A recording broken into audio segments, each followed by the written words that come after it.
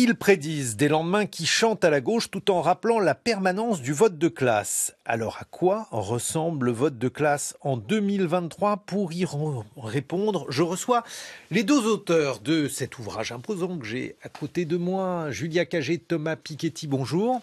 Bonjour. Une histoire du conflit politique, élections et inégalités sociales en France, aux éditions du Seuil. C'est un ouvrage important qui a déjà fait couler beaucoup d'encre en cette rentrée. Peut-être tout d'abord une explication. Pourquoi avoir choisi ce titre, Une histoire du conflit politique, alors qu'il s'agit d'une histoire extrêmement précise, on va revenir sur votre méthode, des élections en France?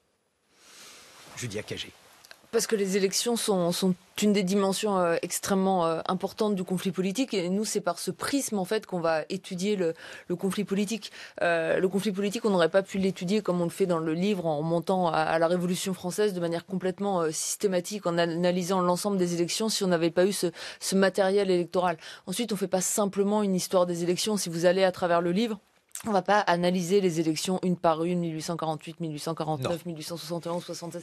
On essaie d'avoir davantage finalement on passe un peu par-dessus avec du souffle en essayant de montrer des régularités et des évolutions à travers le temps. Et en fait, ces évolutions-là nous disent quelque chose finalement de ce qui structure aujourd'hui le débat politique, ce qui structure le conflit politique à travers les élections. Alors on prétend pas qu'il n'y a pas d'autres dimensions du conflit politique. Il y a plein d'autres manières aujourd'hui de réagir, de s'exprimer. Tout à l'heure dans la revue de presse, on parlait de Friday for Climate. Voilà, on peut manifester, on peut faire des boycotts, on peut faire énormément de choses. L'avantage de l'élection pour étudier le conflit politique, c'est qu'elle laisse des traces.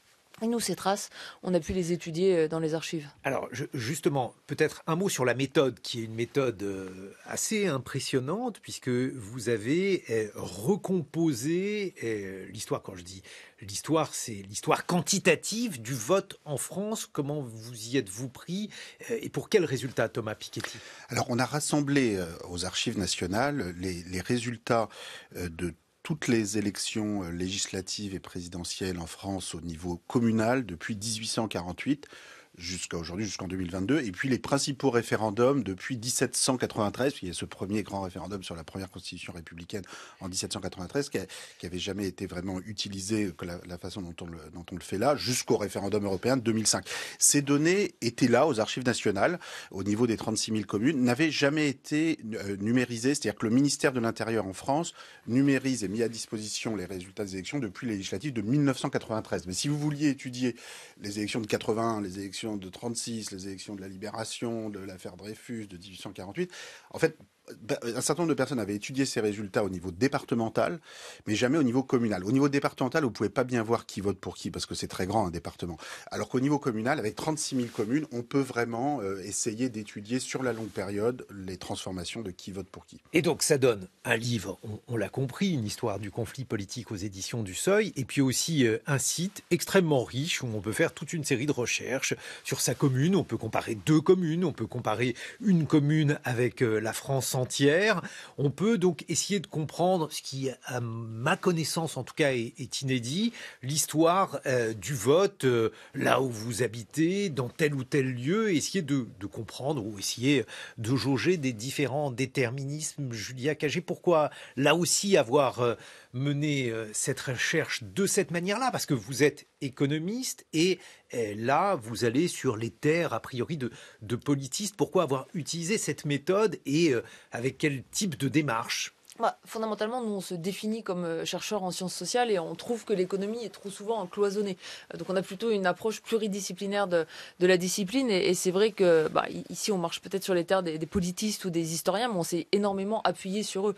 Quand vous allez dans le livre, vous découvrez Paul Blois, Tilly, Siegfried. C'est des gens qui nous ont inspirés d'un bout à l'autre. Des noms qui rappellent peut-être quelque chose à certains. Disons, Siegfried, par exemple, a fait un tableau géographique et électoral de la France. C'est l'un donc des pionniers de la discipline et c'est très inspiré de sa démarche avec d'autres déterminisme et d'autres développements que vous faites cette recherche. Et nous, en fait, on demande, enfin, on a vraiment fait cet effort de mettre l'ensemble des données. Donc ça va des reproductions des archives. Vous allez avoir les reproductions des archives depuis 1793 jusqu'à des cartes que vous pouvez générer. Vous pouvez aussi étudier les différents résultats des élections sur le site. On a aussi mis les données brutes, tous les programmes informatiques, parce qu'on veut entamer finalement une discussion avec les autres disciplines et faire tomber d'une certaine manière les barrières pluridisciplinaires sur ces questions-là. Donc on est ravis au contraire aujourd'hui avec ce livre de pouvoir débattre avec des politistes, avec des sociologues, avec des historiens, parce que chacun finalement peut amener des visions différentes sur ces questions qui sont extrêmement importantes. Alors maintenant, je vais prendre ce livre et ce site extrêmement imposant et très riche, et je vais tenter de les résumer en une phrase qui va être un tant soit peu complexe. Thomas Piketty, si l'on voulait essayer de voir quelle est la conclusion à laquelle vous aboutissez? S'agit-il de dire finalement que les déterminismes du vote actuel sont beaucoup plus façonnés par l'appartenance de classe des individus et leur appartenance géographique, ou plutôt le clivage entre une France rurale et une France urbaine? Est-ce qu'on peut dire les choses ainsi? Oui, la classe géosociale n'a jamais été aussi importante qu'aujourd'hui pour prédire le vote. C'est-à-dire concrètement, si on regarde les écarts de vote entre communes, donc entre les 36 000 communes aux législatives ou aux présidentielles de 2022, on va aller dans le cas des présidentielles, on explique 70% des écarts de vote entre communes simplement avec, d'une part, la richesse de la commune, donc le revenu moyen, la valeur moyenne des logements, la proportion de propriétaires, d'autre part, l'inscription dans le tissu territorial et productif. C'est-à-dire c'est aussi la taille d'agglomération, c'est aussi le secteur d'activité. Vous êtes ouvrier exposé à la concurrence internationale, vous ne votez pas de la même façon que si vous êtes employé des services dans le nettoyage, même si vous avez le même niveau de bas revenu, c'est pas le même bas revenu. Donc c'est cette inscription dans le tissu territorial et productif qui est très importante. Donc 70% des écarts de vote avec simplement ces variables en 2022. Par comparaison, en 1981, donc grande élection du clivage droite-gauche, on explique 50% des écarts de vote, ce qui est déjà considérable. En 1848, 30%. Par contre, à l'époque, en 1848 et au début du XXe siècle, le département en tant que tel compte plus. C'est-à-dire, depuis, la politique s'est nationalisée d'une certaine façon. Donc, la géographie compte, mais à travers la taille d'agglomération et de communes, mais un peu de la même façon dans tous les départements. Enfin, il reste des effets départementaux, mais par rapport au XIXe siècle, c'est plutôt la classe géosociale au niveau national qui compte beaucoup plus, par exemple, que les origines. C'est-à-dire, si on rajoute là-dessus le pourcentage d'étrangers, de différentes nationalités au niveau communal qu'on observe dans les recensements, le pourcentage d'immigrés, on va expliquer 2 à 3% des écarts de vote. Donc ça, c'est une découverte qui, pour nous, est aussi positive. C'est-à-dire que les gens se déterminent d'abord par rapport à des enjeux socio-économiques, ce qui veut aussi dire que les solutions politiques sont peut-être davantage socio-économiques qu'identitaires. C'est-à-dire que si l'on reprend donc les classiques, vous citiez Julia Cagé, André Siegfried. Donc l'une des interrogations de Siegfried est de reprendre sur la longue durée le vote des paysans. Je simplifie en disant voilà, finalement les paysans ne votent pas tous de la même façon. Comment cela se fait-il? Et il trouve un déterminisme qui est par exemple leur pratique religieuse. C'est cela qui peut expliquer une partie de ce vote, et l'autre partie, leur proximité avec la noblesse défunte. Pour vous, il y aurait une sorte de progression de la France vers un vote qui finalement relève de plus en plus de mécanismes sociaux. C'est cela qui pourrait permettre de prédire cela. Dites-le mieux que je ne l'ai dit. Non, vous le dites très bien, mais c'est pas uniquement sociaux, c'est vraiment géosocial. Et c'est ce qui va expliquer l'évolution qu'on observe dans le long terme. Donc une des choses qu'on montre dans le livre, c'est qu'on a eu une première période de tripartition qui va de 1848 jusqu'en gros à 1910. Qui est caractérisé par le fait justement que les paysans, y compris les paysans les plus modestes, vont voter à droite. Et donc dans cette première période, en fait, on a une division des classes populaires entre d'une part des classes populaires paysannes qui votent plutôt pour les monarchistes, les conservateurs, les partis plus traditionnels, et d'autre part des classes populaires urbaines qui vont se tourner vers les radicaux socialistes, et un bloc centriste qui est composé des républicains modérés, qu'on va qualifier de républicains opportunistes, avec un socle électoral relativement étroit. Ensuite, on va avoir une période de bipartition, d'alternance entre gauche et droite entre 1910 et 1992.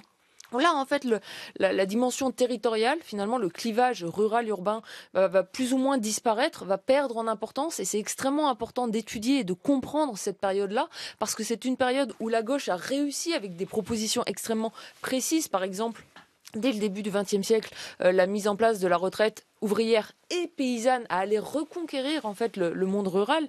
Et ce qui est important aujourd'hui, depuis 1992, donc 1992-2022, aujourd'hui la troisième grande période de tripartition, c'est d'essayer de comprendre en fait l'importance croissante du clivage géographique, donc le retour en fait du clivage rural-urbain, qui va l'emporter d'une certaine manière sur certaines des dimensions socio-économiques. Et donc pour le dire rapidement aujourd'hui, vous avez un bloc central, libéral progressiste, Ensemble, Macron, avec un des votes qui est un des votes les plus bourgeois de l'histoire. Donc si on regarde comment le vote Macron évolue... Alors ça veut dire quoi l'un des votes les plus bourgeois de l'histoire? Parce que ça a été très largement repris dans vos propos, donc cela mérite quelques... En fait, ce qu'on a fait, c'est extrêmement simple. On a classé les 36 000 communes et donc la population vivant dans ces 36 000 communes en fonction de sa richesse. Alors on peut étudier le capital immobilier, le revenu, ça donne des résultats extrêmement proches. Et on a regardé comment les 10% des communes les plus pauvres, les 20% suivants, les 30% suivants, puis les 10% les plus riches, les 1% les plus riches, votent en fonction du revenu. Et ce qu'on voit en fait, c'est que la pente, le lien entre le revenu et le vote Macron est extrêmement marqué, avec deux aspects qui sont très importants. Un, tout en haut de la distribution, vous prenez le vote des 10, 5, 1% des communes les plus riches, vous avez un vote qui ressemble assez fortement au vote pour la droite traditionnelle. Donc en fait, on va avoir la même relation avec le revenu que le vote Giscard d'Estaing, que le vote Balladur, que le vote Chirac, mais avec une particularité qui est extrêmement marquante, c'est que la droite traditionnelle arrivait à capturer des communes parmi les plus modestes, y compris dans le monde rural. Donc vous aviez un certain nombre de communes pauvres qui votaient pour la droite, alors que Macron n'a aucun soutien électoral dans ces communes les plus pauvres. Et donc si vous prenez la relation d'ensemble entre revenus et vote Macron, vous avez en fait le vote avec cette taille d'électorat le plus marqué de l'histoire électorale française. Qu'est-ce que ça veut dire pour vous, Thomas Piketty, cette évolution-là? Est-ce que ça veut dire que finalement les Français votent de plus en plus en fonction, puisque j'ai sous les yeux une page de votre site, une histoire du conflit politique, de plus en plus en fonction donc de leur capital immobilier qui est lié évidemment à la fois à leur patrimoine, mais aussi à leur niveau de vie, parce qu'on habite dans une commune où les prix de l'immobilier sont chers, c'est qu'on est évidemment plus riche. Est-ce que ça veut dire ça?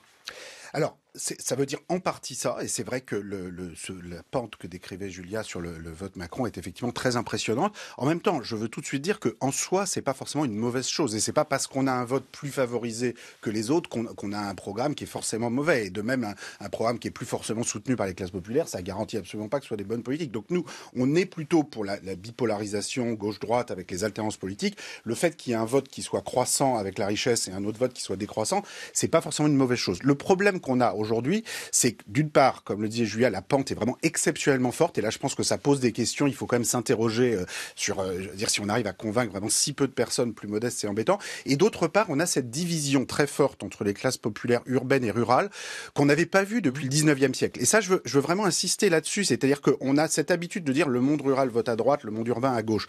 Sauf qu'en fait, pendant l'essentiel du 20e siècle, l'écart était assez réduit. Au moment du vote Mitterrand, il y a un vote dans les villages, dans les métropoles qui est presque le même, alors qu'on retrouve aujourd'hui un écart de vote rural-urbain qu'on n'avait pas vu depuis la fin du 19e siècle, ce qui n'a rien d'évident comme résultat. Et c'est ça qu'on essaye vraiment d'expliquer, ces deux périodes. Dans une vingtaine de minutes, Julia Cagé, Thomas Piketty, une histoire du conflit politique, c'est aux éditions du Seuil. 6h30, 9h, les matins de France Culture. Guillaume Erner. Et oui, nous retrouvons nos deux invités, Julia Cagé, Thomas Piketty. Vous publiez une histoire du conflit politique aux éditions du Seuil. On l'a dit, c'est un ouvrage extrêmement ambitieux qui, de surcroît, est accompagné d'un site internet, une histoire du conflit politique.fr, où l'on trouve les données qui ont été nécessaires à la confection de cette histoire. Ce que l'on pourrait dire, pour résumer en un trait, ce que vous dites, c'est que le déterminisme du vote est de plus en plus lié à l'appartenance à la classe sociale et à l'appartenance géographique.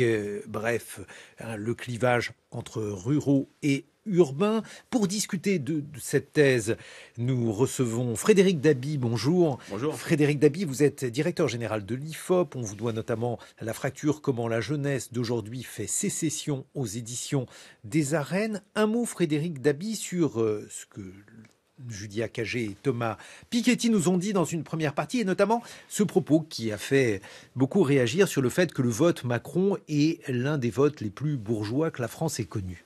Alors, si on parle du vote du premier tour de l'élection présidentielle de 2022, du 10 avril, je suis plutôt d'accord avec ça, mais j'ai du mal avec ce terme bourgeois. Qu'est-ce que c'est qu'un vote bourgeois? Qu'est-ce qu'un bourgeois? Au début du siècle, au 19e siècle, c'était simple. Pour être bourgeois, il fallait avoir un piano, une commode et une bonne chez soi. On va revenir sur des théories plus concrètes. Quand on regarde les sondages jour du vote, c'est-à-dire comme un bulletin électoral ne parle pas.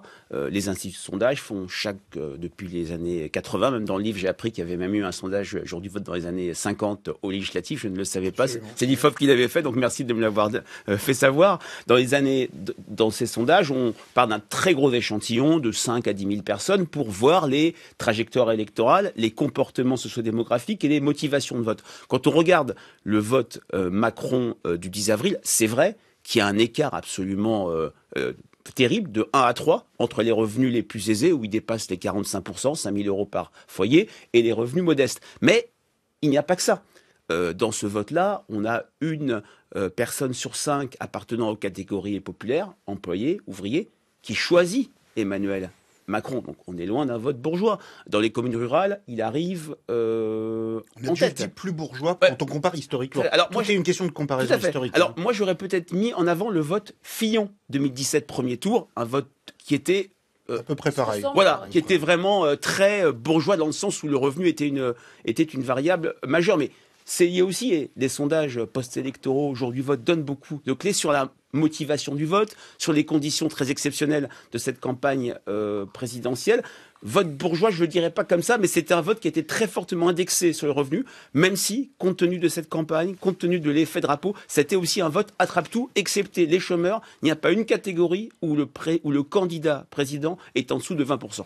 Question de méthodologie, le fait de qualifier une partie des Français de bourgeois et d'autres Français de classe populaire en reliant ou en associant employés et ouvriers, puisque c'est surtout le revenu et la valeur des logements. Alors justement, dites-nous comment vous segmentez les Français. Non, on ne les segmente pas. En fait, on prend vraiment l'ensemble de la distribution. Vous avez le droit de les segmenter. Hein, oui, non, mais justement, nous, on ne considère pas qu'à tel niveau, il faut dire un bourgeois, un vote populaire. On ne classe pas comme ça un certain nombre de grandes catégories. Et c'est un des avantages qu'on a par rapport aux données de sondage. C'est que comme on a 36 000 communes, en fait, on n'est pas obligé d'avoir 3 ou 4 gros blocs définis en fonction des revenus. On peut vraiment regarder les 10% les plus pauvres, les 20% les plus pauvres, et puis même avoir plus de détails tout en haut, les 10% les plus riches, les 5%, les 1%. On l'a qualifié de bourgeois versus populaire, parce que vraiment, si vous regardez le lien entre le vote Emmanuel Macron, le revenu, le patrimoine, vous avez une des pentes les plus marquées qui fait penser à celle de François Fillon. Mais François Fillon arrivait même à avoir un tout petit peu plus quand même de votes parmi les plus modestes, un peu comme avant lui Chirac et Sarkozy, alors que c'est plus du tout le cas d'Emmanuel Macron. On a des votes plus bourgeois qui sont Madelin en 2002. Mais c'est un petit score. Oui, vous voyez, ça c'est intéressant aussi, c'est qu'avec un sondage, vous pouvez pas étudier le vote Madelin parce que vos effectifs sont beaucoup trop petits. Alors qu'avec les données par commune, on peut vraiment faire des comparaisons historiques, puis on peut remonter dans le temps. On peut alors, Frédéric Dabi, je pense que vous n'êtes pas d'accord avec ça. C'est pas de votre faute, il n'y avait pas de sondage. Il n'y avait pas de sondage quand on remonte dans le temps. J'entends ce que vous dites. Mais défendez la boutique, Frédéric. Non, la boutique, on parle très amicalement. C'est vrai que sur les sondages jour du vote, on est en gros sur 5000 personnes. C'est vrai que c'est plutôt les électorats les plus forts où on peut faire une analyse vraiment fine et on demande aux gens directement. Alors que l'analyse par commune est absolument passionnante, mais elle est très globale, si je puis dire. Alors pour justement, elle est plus fine. Elle est, je pense, complémentaire de ce que peut faire. Mais c'est pour monter dans le temps. La grande différence, c'est que vous n'avez pas de sondage. En 2002, justement, j'étais à l'Institut CSA.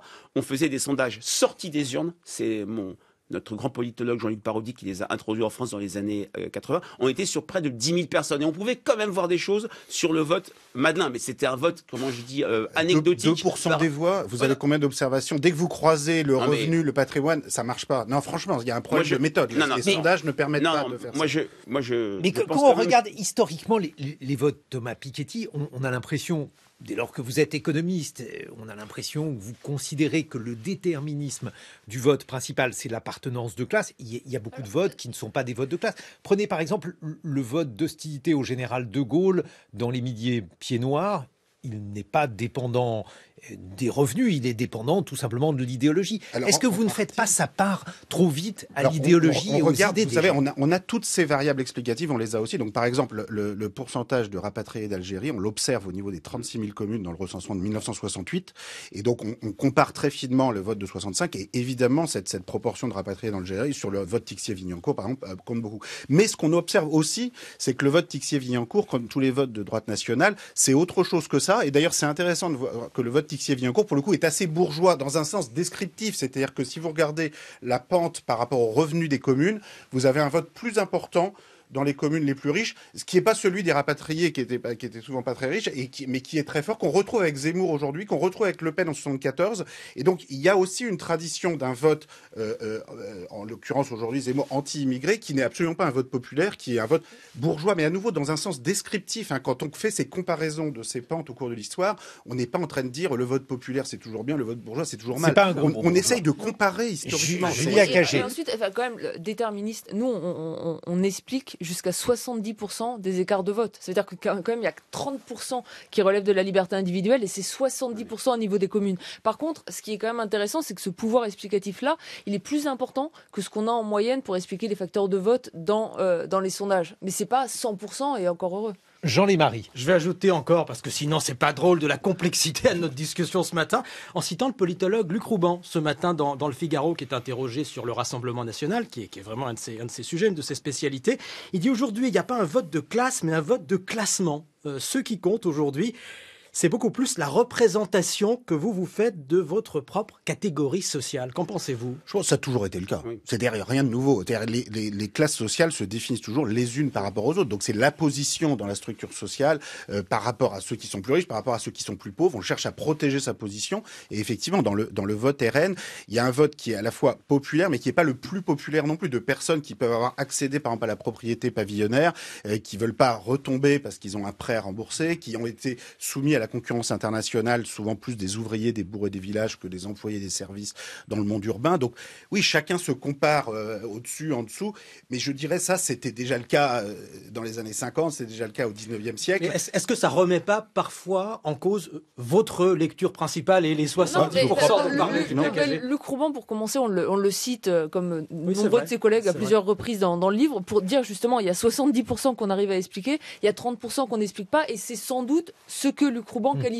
qualifie de classe subjective. Donc on reconnaît très bien la légitimité de ce qu'il dit, mais ça ne remet pas en cause finalement l'importance des facteurs géosociaux qui a grandi au cours du temps, comme on le documente dans le livre. Frédéric Dabi. Oui, alors sur le vote FN et les catégories populaires.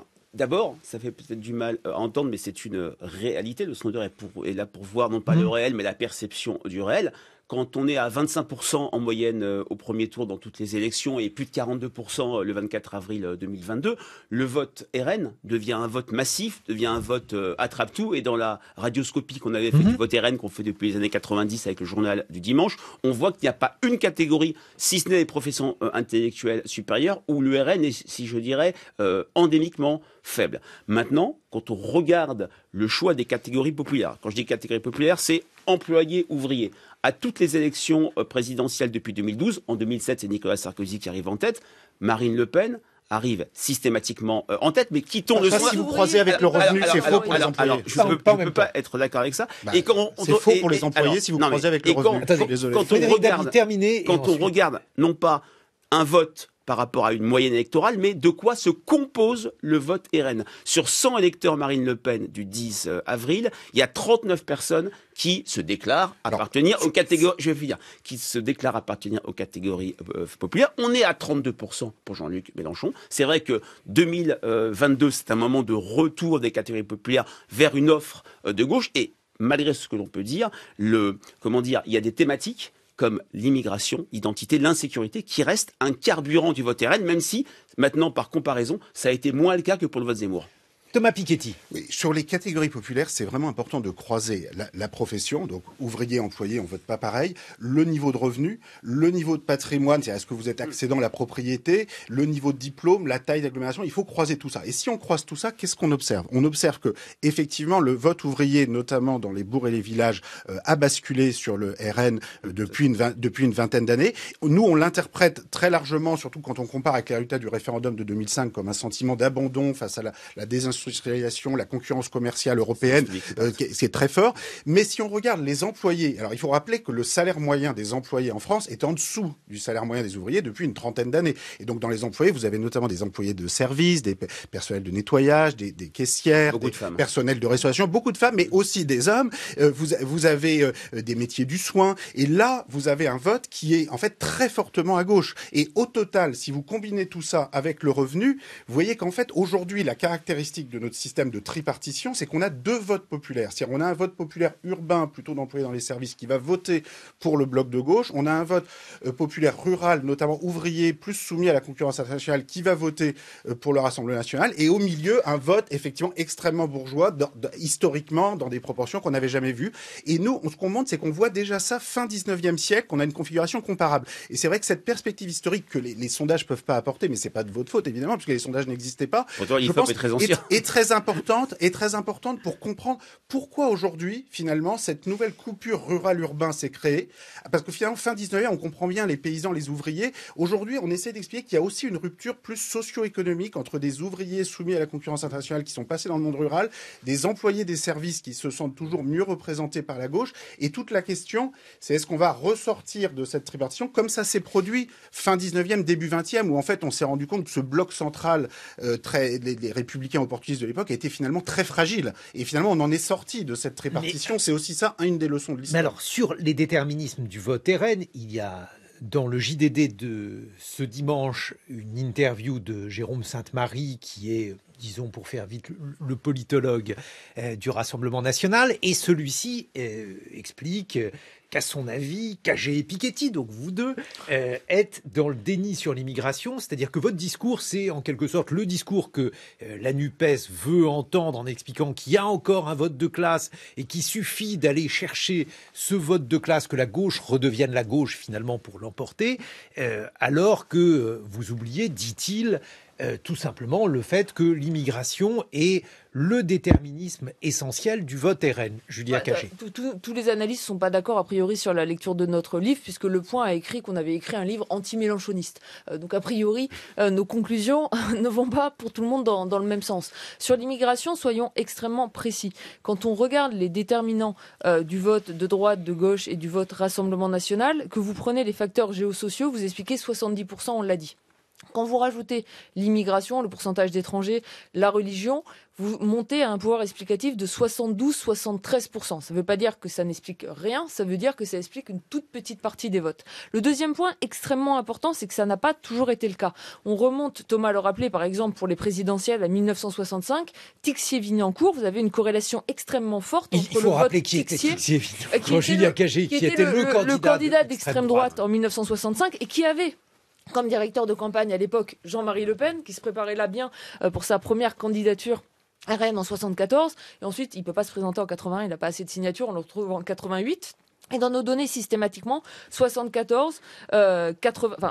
74, 81, 88, encore en 95, on voit une relation très forte entre le pourcentage d'immigrés et le vote à l'extrême droite. Et ça s'inverse petit à petit en 2002, 2007, 2012, 2017. Et là, la relation a complètement disparu dans les données. On voit presque le contraire. Et ce qui est important, en fait, c'est de voir que c'est dû en partie à un changement du programme de la droite, qui est aussi la droite traditionnelle. C'est-à-dire que le basculement se fait en partie en 91 avec Chirac, qui va chercher cet électorat anti-immigré avec son discours sur le bruit et l'odeur. Ça se fait avec Sarkozy en 2007, qui va chercher cet électorat anti-immigré avec le Karcher, je vais nettoyer les banlieues. Et finalement, le RN se retrouve avec un électorat différent, qui est beaucoup moins urbain par rapport à ce qu'on observait dans les années 60, 70, 80, qui est en ruralité et qui va se tourner vers le RN pour des raisons différentes et notamment des raisons d'abandon sur les territoires, de non-accès aux services publics, etc. Frédéric Dabi, rapidement. Je pense qu'on est un peu complémentaires. Il y a le pourcentage d'immigrés dans les villes. Il y a aussi ce que les électeurs RN nous disent. Et quand on compare dans des échelles d'attitude ce que nous disent l'ensemble des Français et les gens qui ont voté au moins une fois pour le Rassemblement national, il y a toute une série de thématiques où il n'y a plus de différence. Par contre, il y a deux thématiques où il y a vraiment un surchoix RN. C'est un mixte insécurité culturelle, immigration. C'est l'électorat qui fait plus le lien entre l'insécurité et puis l'immigration. Et par exemple, sur le fait tout simplement de donner le droit de vote aux personnes d'origine étrangère, il y a 25 points d'écart entre une personne qui n'a jamais voté RN et un électeur du RN. Par contre, là où je vous rejoins complètement, c'est que dans les petits bourgs, la question du pouvoir d'achat, la question du départ des services publics, la crainte du déclassement et du déclin a été un moteur du vote RN par rapport au vote Zemmour qui était très sur l'immigration. Les maris. Je pense à tous les politiques qui vont lire votre livre s'ils n'ont pas déjà commencé à le faire et qui vont se dire mais alors, comment unir les urbains et les ruraux, ceux que vous définissez finement à travers l'évolution des dernières décennies? Qui a la clé aujourd'hui ?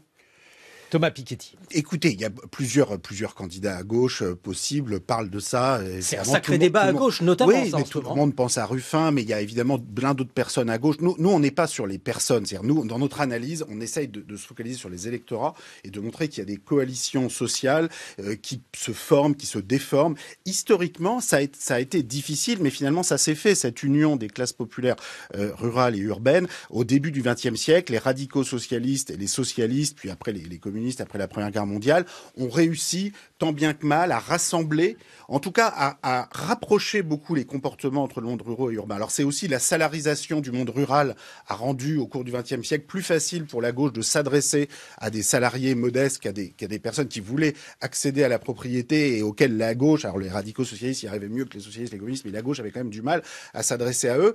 Aujourd'hui, on a toujours la salarisation, donc il y a plus ce problème-là, mais il y a toujours, notamment face à la propriété, chez les électeurs ruraux et une volonté, par exemple, d'accéder à l'habitat pavillonnaire qui va souvent être regardée par les partis de gauche qui s'occupent des urbains locataires, disons, avec moins de proximité que ce qu'il faudrait. Donc vous voyez, il y a des enjeux socio-économiques qui sont l'attitude face à la concurrence internationale, l'accès aux services publics, l'accès au transport, l'accès à la propriété. Donc il y a tous ces enjeux concrets qui, nous, vraiment, dans nos données, dans notre analyse historique, jouent vraiment le rôle essentiel.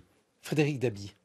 Oui, alors sur la question du monde rural, moi je dis toujours qu'il n'y a pas une ruralité, il n'y a pas des ruraux, il y a des ruralités. Il y a la proximité d'un grand centre urbain et l'accès aux services publics. Il y a des ruralités extrêmement heureuses. Et il y a eu un effet Covid, même en termes d'attractivité et en même de repeuplement. Mais il y a aussi des ruralités isolées où là, c'est vrai que le premier comportement électoral, c'est pas un vote Le Pen, c'est pas un vote de gauche, c'est un non-vote, c'est une abstention. N'oublions pas que en dehors de l'élection présidentielle, les Français ne votent plus. Et si je change de sujet, on a parlé énormément de vote de classe. Moi, ce qui m'a quand même frappé dans le vote du 10 avril 2022, le premier tour de la dernière élection présidentielle, c'est un vote générationnel, complètement partagé entre les trois forces. Les personnes âgées ont voté Emmanuel Macron massivement. C'était la première fois qu'un candidat, pas LR, UMP, RPR, n'arrivait pas en tête chez les personnes âgées. Les primo-votants, ceux qui votaient pour la première fois à la présidentielle, ont voté massivement pour Jean-Luc Mélenchon quand ils ont voté. Et les catégories charnières, les plus en souffrance, 25-34, la génération de l'insertion, 50-64 ans, la génération maudite sur toute une série de sujets, et d'abord le fait de prendre en pleine figure la prochaine réforme des retraites, a voté massivement Marine Le Pen. Le vote de classe, oui, mais le vote de génération a été un vote extrêmement marqué le 10 avril dernier.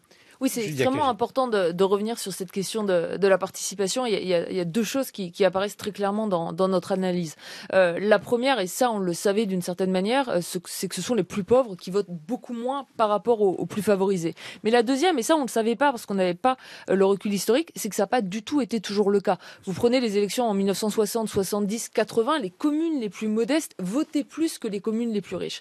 Et ça, nous on pense que c'est l'une des conséquences de la tripartition et du fait d'avoir un bloc central, libéral, progressiste, très favorisé, qui peut se maintenir au pouvoir avec seulement 30% de l'électorat, ça va finalement décourager toute une partie de l'électorat qui ne se sent pas représenté, de se tourner vers les urnes. Et du coup, ça a non seulement parfois un coût socio-économique, mais ça a aussi un coût démocratique extrêmement fort. Et ça, c'est quand même un point qu'il faut souligner. Et du coup, ça nous rapproche aussi de cette question de l'immigration. Si la préoccupation principale de tous ces électeurs modestes en ruralité, c'était la question migratoire, on a eu votre billet tout à l'heure, alors ils se précipiteraient tous aux urnes vers le Rassemblement national. Ils iraient tous voter Rassemblement national à toutes les élections. Et c'est pas du tout ce qu'on observe. On observe avant tout chez cet électorat aujourd'hui une abstention extrêmement forte. C'est 50% l'abstention aux législatives sur l'ensemble de la population. Ça va tomber à 20-25% dans les territoires les plus modestes. Donc vous avez les 3/4 des gens qui ne vont plus voter, ce qui montre avant tout qu'ils sont complètement insatisfaits de l'offre politique. Pour résumer, il y a un vote par défaut pour le RN, mais qui est vraiment un vote par défaut. C'est-à-dire que en fait, les personnes ne se font pas beaucoup d'illusions, simplement sont tellement déçues par la droite et la gauche qui ont été au pouvoir qu'ils se disent bon, pourquoi pas faire ça, surtout pourquoi pas rester à la maison et ne pas voter. Mais ce que ça montre à nouveau, c'est que la thématique identitaire, qui est la solution de facilité pour les responsables politiques, est complètement dépassée par rapport à la réalité de la société française, qui a besoin de solutions socio-économiques à ces problèmes de logement, d'emploi, de pouvoir d'achat, de transport, de concurrence internationale, de désindustrialisation. Et c'est là qu'on a besoin de débats, de solutions et de sortir. Et on a besoin d'alternance démocratique, parce que c'est ça le gros problème de la tripartition, c'est qu'on a cette espèce d'attitude consistant à dire voilà, c'est moi ou le chaos, c'est moi ou les extrêmes, qui, d'un point de vue démocratique, est absolument catastrophique. Parce que historiquement, bon, nous, vous l'avez dit, on vote plutôt à gauche, mais on ne pense pas que la gauche doit être toujours au pouvoir. On veut des alternances gauche-droite, et c'est ça qui, historiquement, au cours du XXe siècle, a permis de construire la sécurité sociale, l'investissement dans l'école, et de développer le pays. Dernier mot, Frédéric Dabi. Oui, alors c'est vrai que la bipolarisation fait espérer le camp qui a perdu. Quelques mois après sa défaite cinglante à la présidentielle de 2007, présidentielle et puis législative, la gauche gagne massivement les élections municipales. Sur les principaux sujets, oui, c'est vrai que les 3 premières préoccupations des Français à la rentrée, c'est santé, c'est d'abord la santé, pouvoir d'achat, insécurité. L'immigration compte quand même, je le répète, comme élément pour le vote RN au global. Merci Frédéric Dabi, je rappelle que vous êtes directeur général de l'IFOP. Merci Julia Cagé, Thomas Piketty, une histoire du conflit politique, élection et inégalité sociale en France. C'est aux éditions du Seuil.